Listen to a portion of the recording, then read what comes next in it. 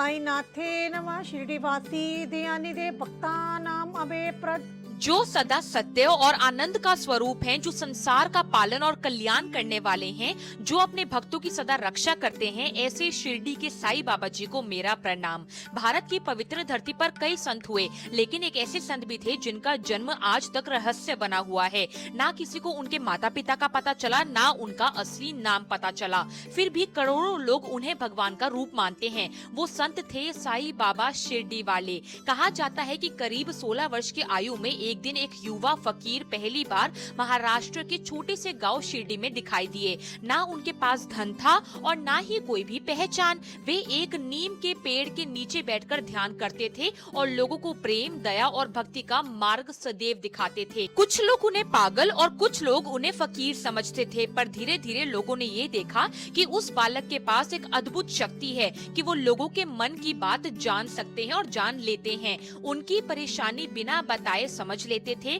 कुछ समय बाद वे अचानक गायब हो गए और फिर कुछ वर्षों बाद फिर लौटे और हमेशा के लिए शिरडी में ही रहने लगे। साईं बाबा जी ने अपना जीवन एक पुरानी मस्जिद में बिताया, जिसे उन्होंने द्वारका माई कहा, जहाँ पर वे हिंदू व मुसलमान दोनों को समान दृष्टि से देखते थे। उनका प्रसिद्ध संदेश था कि सबका मालिक एक है। वे बताते थे कि भगवान एक ही होता है, लेकिन उन्हें पाने के रास्ते अलग अलग हैं। समय के साथ साथ शिरडी में रहते बाबा ने कई चमत्कार वहाँ पर किए। कहते हैं कि एक बार जब मंदिर में दिए जलाने के लिए तेल बिल्कुल भी नहीं था, तब बाबा ने पानी से दिए जला दिए।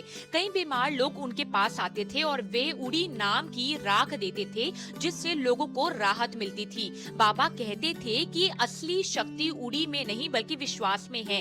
धीरे धीरे बाबा जी की प्रशंसा दूर दूर तक फैलने लगी। वे चाहे अमीर हो या गरीब, हिंदू हो या मुसलमान, सबको एक समान समझते थे। वे खुद भोजन बनाते थे और सबको अपने हाथों से खिलाते थे। उन्होंने अपने जीवन में शिरडी में रहते हुए एक चमत्कार किए, काफी चमत्कार किए। वे हमेशा दूसरों की मदद करना अपना धर्म समझते थे। उसके बाद 1918 में बाबा जी ने अपना शरीर छोड़ दिया, लेकिन उनके भक्त उन्हें आज भी जीवित मानते हैं, समझते हैं। इनकी समाधि आज शिरडी साईं बाबा समाधि मंदिर में है और यहाँ पर हर साल लाखों लोग दर्शन करने आते हैं। लोग उन्हें भगवान मानते हैं, लेकिन बाबा जी ने हमेशा इंसानियत और प्रेम का संदेश दिया है। उनकी सीख हमेशा सभी लोगों के लिए यही थी कि श्रद्धा और धैर्य रखो, क्योंकि जो सच्चे दिल से भगवान को पुकारता है, बाबा उनकी आवाज जरूर और हमेशा स्वयं सुनते हैं।